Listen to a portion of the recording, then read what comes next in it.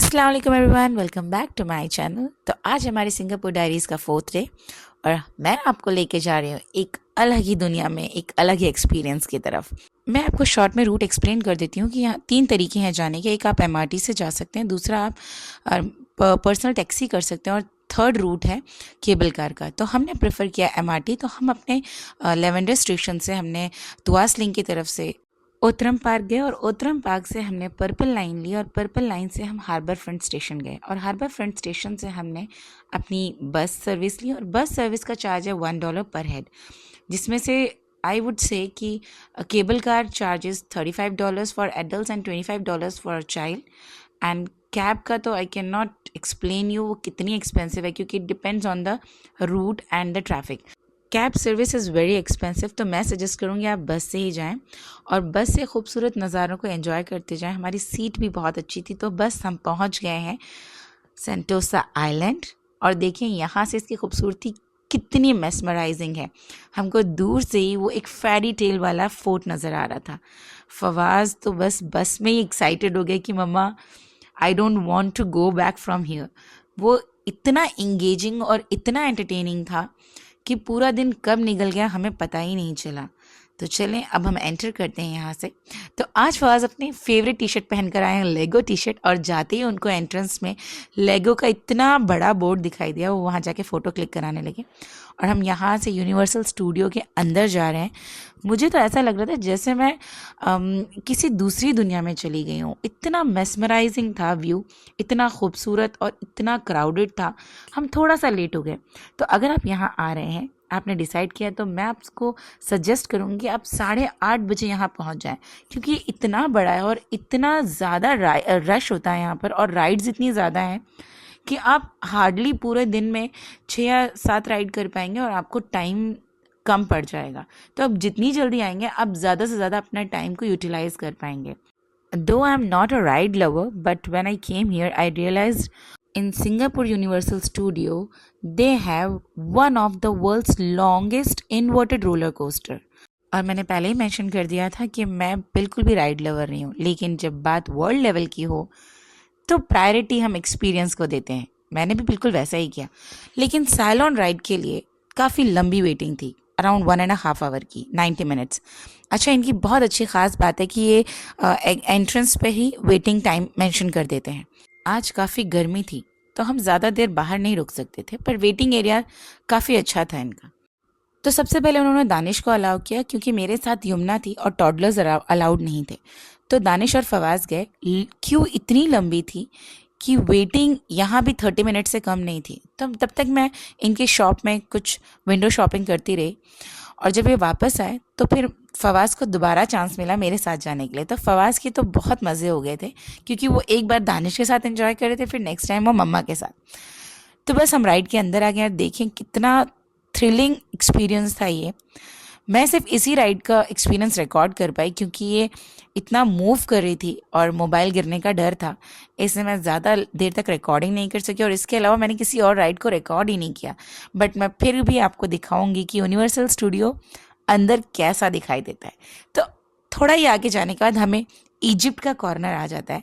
ऐसा लगता है मानो सच में हम वो एरा में चले गए हैं जहाँ ममीज़ हैं, पूरा इजिप्शियन माहौल है। तो इन्होंने अंदर काफ़ी आर्टिस्ट भी डांस वगैरह कर रहे थे कॉस्ट्यूम पहनकर, और इनकी भी राइड वैसी ही थी, लगभग सेम ही थी, लेकिन मैंने यहाँ पर रिकॉर्डिंग नहीं की। तो दानिश और फवाज चले गए अंदर इजिप्शियन राइड को एंजॉय करने के लिए। तब तक मैं यमुना को लेकर थोड़ा बाहर आ गई हूँ। बाहर देखो तो ऐसा लग रहा था जैसे मैं न्यूयॉर्क सिटी एक्सप्लोर कर रही हूँ। ये पूरा एरिया ही ऐसा लग रहा था जैसे मैं किसी रियल मूवी सेट पर चल रही हूँ। मेरे चारों तरफ ब्राइट लाइट्स, पाम ट्रीज और कलरफुल शॉप्स और पता नहीं क्या क्या, इतनी खूबसूरत यादें लेकर आई हूँ मैं यहाँ से।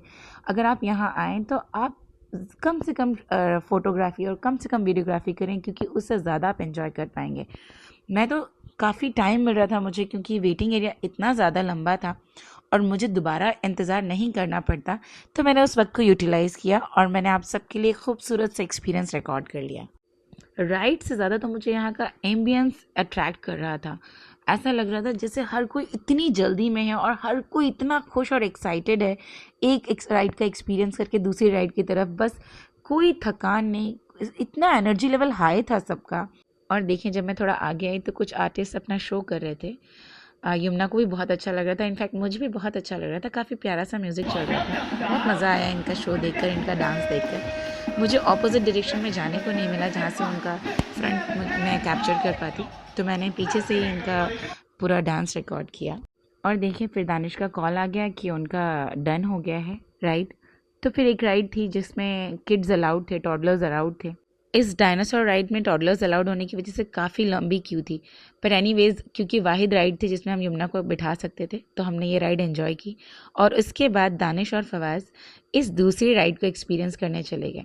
ये राइड मुझे भी बहुत पसंद आई क्योंकि इस राइड की ख़ास बात ये थी कि ये इन्वर्टेड नहीं थी, ये एक नॉर्मल हॉरिजॉन्टल रूट पे थी और ऑलमोस्ट पूरे यूनिवर्सल स्टूडियो को कवर किया था इसने। तो हम एक हाइट पर जाके पूरे स्टूडियो को एक्सपीरियंस कर सकते थे। आज हमारी लक थोड़ी अच्छी नहीं थी। ये देखिए वाटर वर्ल्ड था, ये यहाँ का सबसे ज़्यादा फेमस है और वो अंडर कंस्ट्रक्शन था तो हम एंजॉय नहीं कर पाए। और अब बारी आती है सबसे खूबसूरत पार्ट की, जो है फार फार अवे फेरी कासल। ये तो जैसे ऐसा लग रहा था जैसे मैं अपने रियल वर्ल्ड से हटकर किसी एक अलग ही दुनिया में चली गई हूँ, जहाँ पर सिर्फ फेरीज हैं, कार्टून कैरेक्टर्स हैं, हम जैसे इंसान नहीं रहते। हर चीज़ इतनी एक्साइटिंग थी, आपको अपना बचपन याद आ जाए, मिनियॉन्स, टॉम कैट और पता नहीं कौन कौन सी स्टोरीज़ जो मैंने बचपन में पढ़ी थी उनके कैरेक्टर्स मुझे यहाँ नज़र आ रहे थे। और देखिए एक राइड थी जो फवाज ने मुझसे कहा कि मम्मा मैं रिकॉर्ड करना चाहता हूँ, तो मैंने उनको अलाउ कर दिया कि ठीक है आप रिकॉर्ड कर लीजिए। वहाँ से नीचे उतरते ही हमने देखा एक शो चल रहा था, एक डोंकी शो था, तो फवाज ने जिद की कि मम्मा I want to enjoy it. ये भी काफ़ी अच्छा था और यहाँ ढेर सारे शोज़ हो रहे थे। एक शो की टाइमिंग्स ऑलमोस्ट मैच कर गई थी तो हम वहाँ भी रुक गए। अब देखें वो शो स्टार्ट ही होने वाला था तो बस यमुना और फवाज जिद करने लगी कि उनको देखना है। काफ़ी आई कैचिंग था। ये नए कैरेक्टर्स के नाम मुझे नहीं मालूम है। बस यमुना को कैट कुछ ज़्यादा ही पसंद है, तो बस कैट देखने के बाद यमुना और फवाज आगे बढ़े ही नहीं। तो हमने टोटल ऑलमोस्ट 6 राइड्स की पूरे दिन में, और भी हो सकती थी अगर हम थोड़ा और जल्दी आते। तो अगर आप यहाँ आने की प्लान कर रहे हैं तो आप थोड़ा जल्दी आएँ। और उसके बाद हम निकल गए अपने घर के लिए। अब काफ़ी भूख लगी थी तो पहले डिनर करना था, फिर जाना था hotel. Now it's time for हदीस। बिस्मिल्लाहिर्रहमानिर्रहीम। जो शख्स अल्लाह से डरे और अपने अमल को सुधारता है उसका हर दिन बेहतरीन होता है। ये प्रॉफिट सल्लल्लाहु अलैहि वसल्लम ने फरमाया है। तो इस हदीस का मतलब ये है सिंपली, आप जब भी कोई काम करें तो अल्लाह को जहन में रख के करें। आप ये सोचें कि वो आपकी अल्लाह की नज़र में वो चीज़ सही है या गलत, और ख़ास करके ये ध्यान दें कि आपके अमल से किसी का दिल तो नहीं दुख रहा। तो चलिए अब बात कर लेते हैं टिकट्स की, जिसके प्राइस मैंने मेंशन कर दिए हैं AED में भी और इंडियन रुपीज़ में भी। तो आज का दिन इतनी खूबसूरत यादों के साथ बहुत अच्छा गुजरा। मैंने अल्लाह का बहुत शुक्र अदा किया और फिर हम निकल पड़े अपने घर की तरफ। उम्मीद करती हूँ आपको मेरा ब्लॉग पसंद आया होगा। मेरे वीडियो को लाइक करें, मेरे चैनल को सब्सक्राइब करें और मुझे अपनी दुआओं में याद रखें। मिलते हैं नेक्स्ट ब्लॉग में। अल्लाह हाफ़िज़।